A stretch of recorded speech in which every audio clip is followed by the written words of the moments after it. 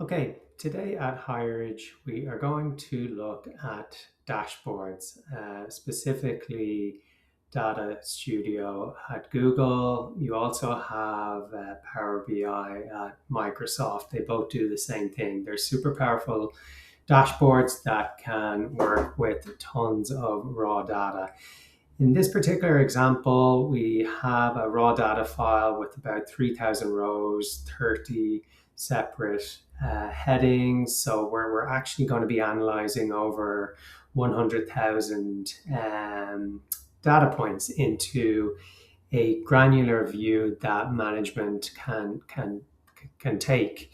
So in terms of building the report dashboard is built out of um, Data Studio, as I was saying. So this is pre-prepared, and what it does is it'll process all this data. So any companies that are, have a lot of data, are putting that into Excel, trying to create nice reports through pivot tables. We know that the problems that come with Excel and Sheets, that they're limited. 100,000 rows is pretty difficult to process. It'll stall, it might crash your computers, things like that. But here with Data Studio, you get a full interactive view in terms of the key data points. So you can see here on screen, this is the output, this is the view. You can, from this 100,000 data points, we're able to put together our revenue, the number of completed jobs, gross profit, and your leads. As stated, it can work through different periods, timing periods.